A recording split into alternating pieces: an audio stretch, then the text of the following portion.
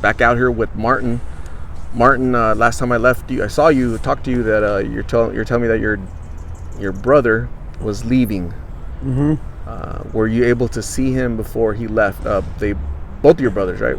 Yeah, we kind of. I was late. He was late coming too at the same time, so I kind of caught him at the last minute though. So I did get to see him before he left. Yes. And how did that go? It went good. It went good. It went real good. You know. It went real good. It's like just. I don't know. I feel. It made me feel a lot better now that he came out here. He came to see me. You know. I miss him a lot already, you know, but maybe he'll come back, you know. Hopefully he'll come back. Did he say he was going to try to come back, or Yeah, did he offer you to take you over there? It's expensive, man. It's not cheap. And, you know, like I said, we don't come from nothing. So we live paycheck to paycheck like everybody does. So at the end of the day, it's hard. You got to save for a little bit to go anywhere. So might be another month or two before he comes back, but I think he'll come back. But it's good. It's another month. That gives me time to get everything in order. So when he comes back, I won't be in this predicament that I'm in, you know? I'll be more better than what I'm in now. So that's a good thing. Okay.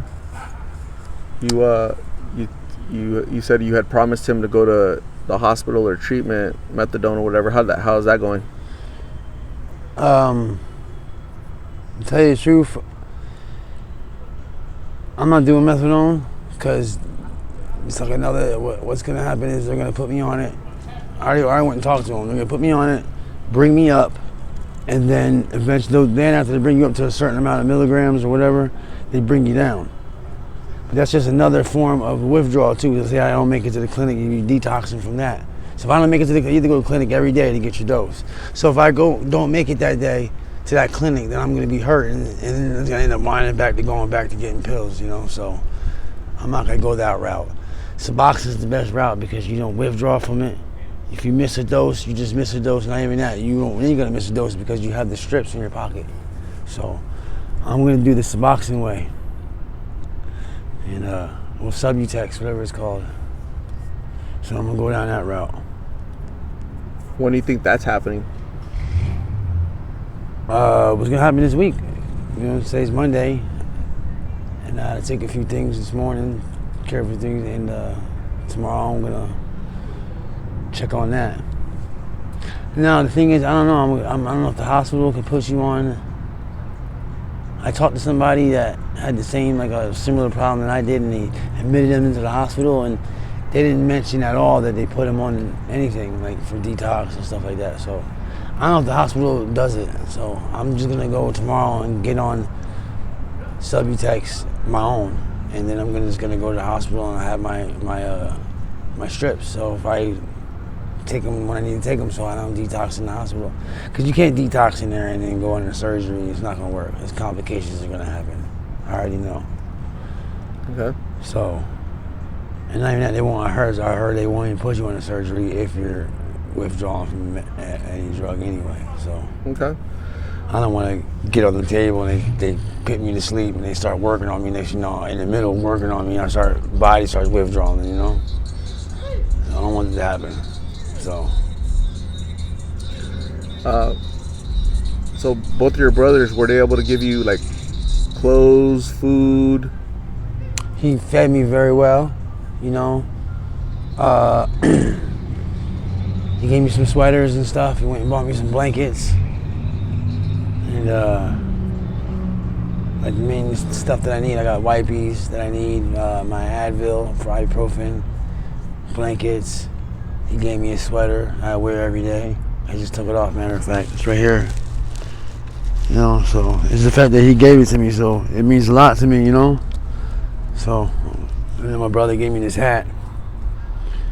My other brother gave me the hat, and he got me stuff that I needed before he left.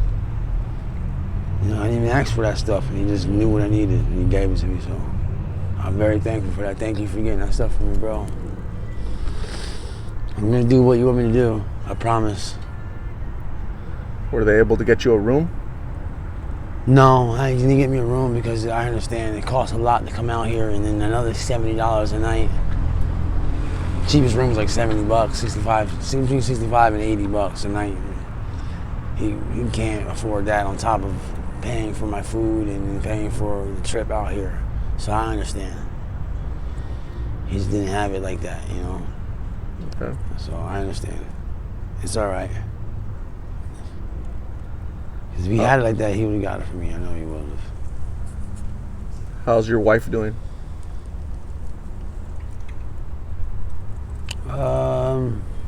You guys getting along today? Is she okay? It's the same old, you know?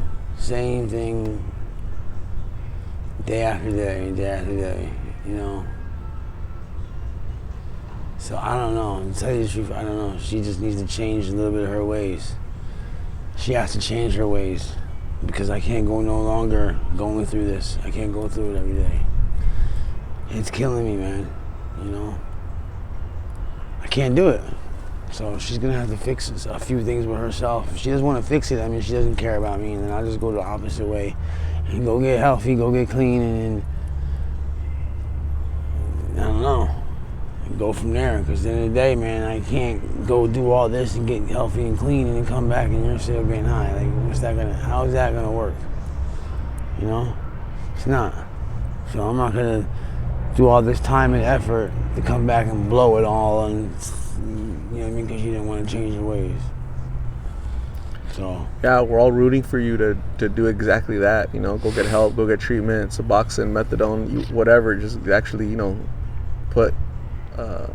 go into action, right? Because actions speak louder than words, right? So you just can't just like immediately just go straight in and boom, you know. You got to be ready. Your mind got a frame, got to be wanting to let it go. Your body wants to let it go. Mm-hmm. You have to have everything wanting to, because if you go in there with that mind frame, you'll stay and get it done. Right. If you go in there not wanting to be there or just brought there because somebody brought you there, you're not going to stay because you're not bring yourself there. What's your mind frame right now? I'm ready to go, man. I'm tired of it. I'm so fed up. It's making me sick. Okay. Yeah, I'm good. I can't do this no more, man. It's the same every day, and I can't do it. I can't do it. What do you think has prevented you from actually going the previous times? It's a long story, but it's just I don't know. To tell you the truth, I don't want to go there and get all these tests done, and they come back and say you're dying of cancer.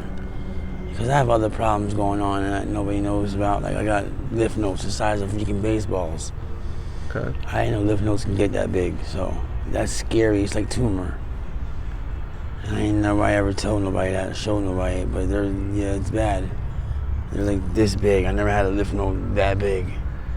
Do you think that it's possible that there's some people out here in the streets that are suffering from illnesses, addiction? They just kind of want to go out on their own terms. They want to live whatever they have left to live on their own terms without, you know, guidance or direction or from the health professionals. They just want to do their own thing.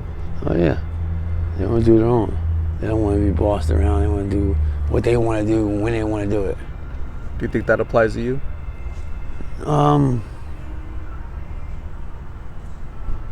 No, not really. It's just that I don't like to be rushed into. I don't want to rush into nothing. When you rush into nothing, you ain't getting nothing but bad results. If you plan it out and have everything in order before you go into it, then it works out. You know, like take your time. So let's talk about your feet. So your feet, the way they are now, without a doctor taking care of them, do you think they're going to get better or get worse? Well, they're not going to get worse because now I'm on antibiotics now. So somebody gave me a script of antibiotics. Somebody just randomly came out here in the streets? Well, somebody has the same problem as I had with their problem was in their feet. It was on their leg. And he's treating his right now. So what he did was he broke me off some of his antibiotics. You know, his stuff that he uses for his, I use it for mine because it's the same thing. So, and it's working out because now that it's not, I see the difference. You know, now you guys see it's I can't explain it, man, but you can see the affection going away, basically. Okay. You know, but I don't know. There's not gonna be enough antibiotics. It's just enough to hold me over until I get myself there, basically. Okay. You know what I mean? So, and that's just curing your feet and all that stuff. Now my main concern is this blood infection. Like what is that? Never heard of a blood infection. So I don't know. Like my blood's infected, but it's just running through my body. I don't get it. Your feet are definitely infected, and so blood goes down there, circulation. It catches some of that infection, and it just starts traveling throughout your body. If it gets to your heart, like that's it. Your heart. But actually, the blood goes through my heart every day. Right. That's why you don't I don't want. know. Maybe if you were just saying this, if the blood falls out the vein into the heart, maybe I don't know. Don't want to find out. No, because That's why you gotta go to a there's no way doctor. to find it. You find out, you're dead. That's why you got to go to a doctor. They'll tell you exactly what's going on, what's happening, what needs to be done. Right. So again, that's just. So you know what it is? It's I tell my folks that I'm documenting your journey of addiction. Right? Mm-hmm. I can't save Martin. Martin has to save Martin. Yeah. Martin's brothers can't save Martin. Martin has to save Martin. Right? Yeah, I gotta save myself. This is a documentation of what addiction looks like, what it sounds like, right? Everything you say is through the words of somebody battling addiction, right? Truth be told, honestly speaking, to be honest, actions speak louder than words. Those are all typical phrases used by somebody battling addiction to try to pacify the questions of who's ever asking, right? Yeah. But I've been doing this for 3 years, man, you know, so the only person being fooled here is you. You're only fooling yourself, brother, you know what I'm saying? So, right? Do you see that? Do you see that point? Right? Somebody gave you antibiotics out here on the streets because they're suffering from the same thing. I doubt that, but I'm not here to call you out, brother. I'm just here to document your journey through addiction. Well, at the end of the day, people don't have to believe everything I say, but I'm not a liar. There's no reason to lie. Right. I'm telling them, I don't have to be on here and tell anything to nobody. I don't have to come on. But I feel like I should, and I'm going to tell my story. But at the end of the day, I'm not making things up. You know, maybe the antibiotics won't work for me. They're just meant for him. You know what I mean?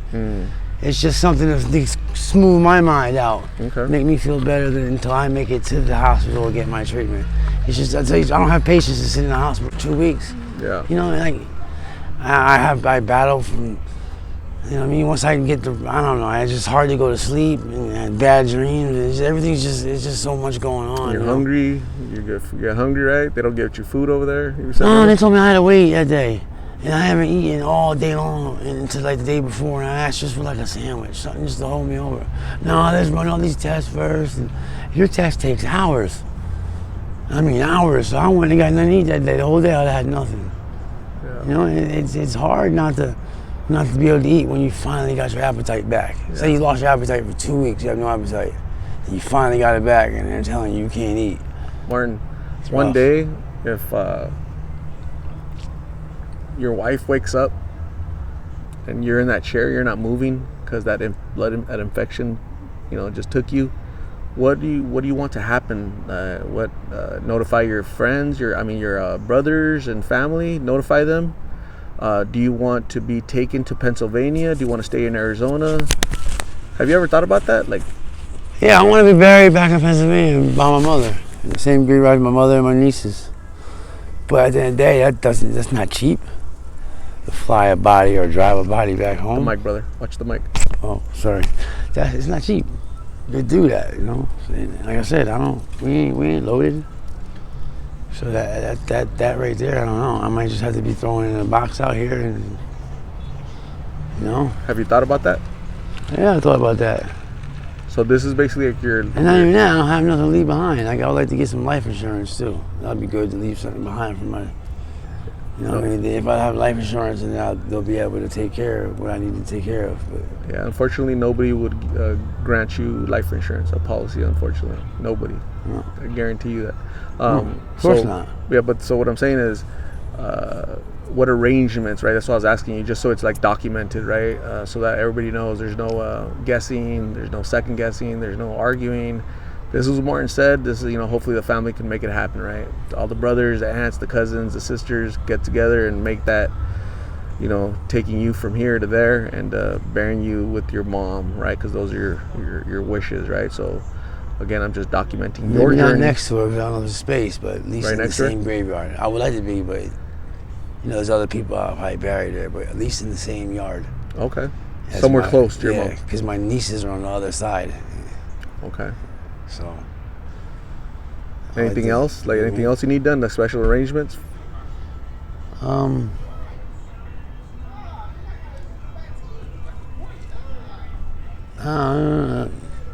Basically just like to be buried. If not, then hey, it is what it is.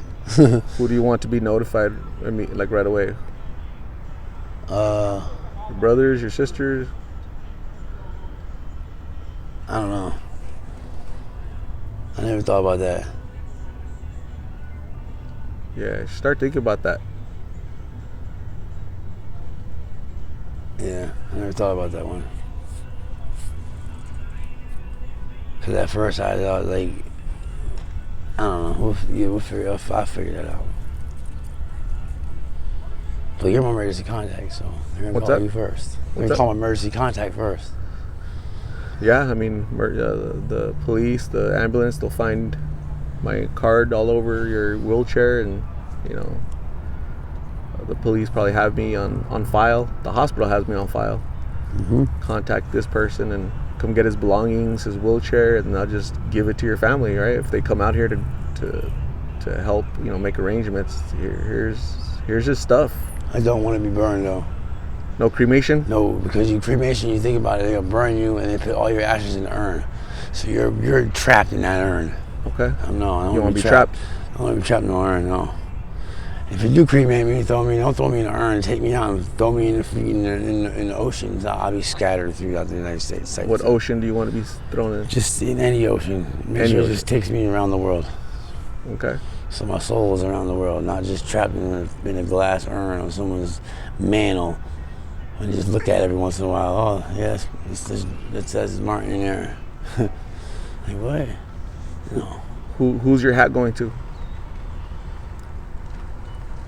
I don't know. It might be a different hat. But the hat I have in my head to tell you, I don't know. Sending stuff, I don't know. Just give it to everything to, I don't know, say the truth. Bury it with me. That wheelchair, we can donate it to somebody? Yeah, donate the wheelchair to somebody that needs one. I'm an organ donor too, so You're an organ donor? Yes. Okay. You know the struggle with the wheelchair, right? So it'd be handy out here for folks. Extremely handy, Absolutely. Like right now, I can just show a couple people right now that needs a wheelchair. Yeah. So. Okay.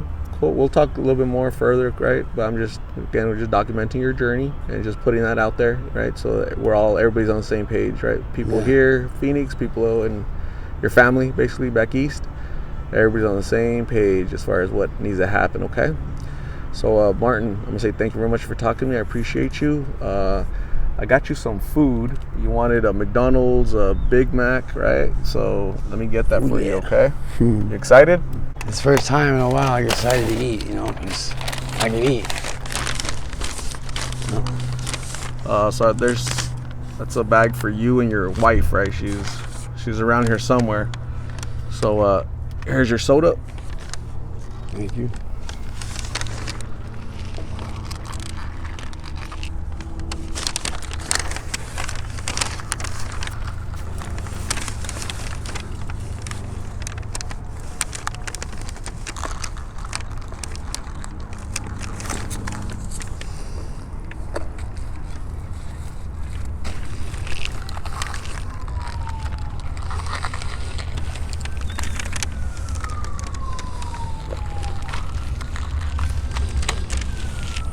The straws. Also, the day that you went to the hospital with the police, I ended up keeping like 4 bags, right? So a couple of backpacks and like 2 big trash bags full of clothes, like clothes for you and clothes for your wife. So I have those. I don't really have nothing in there. It's just all the clothes that it was bought for me through y'all. I want to go wash them, and Okay. so I have stuff to wear. Yeah. But y'all might have no pants, so I gotta just wear the basketball shorts again. It'd be Okay. cold at night, but I make it happen. To be 2 pairs on or something. Yep. I'll get the bags for you so you have them, so you wash your clothes and you have clothing because winter's coming, right? So nice talking to you. Please stay safe. I'll come out here and look for you very soon. Okay. Yeah, until we meet again.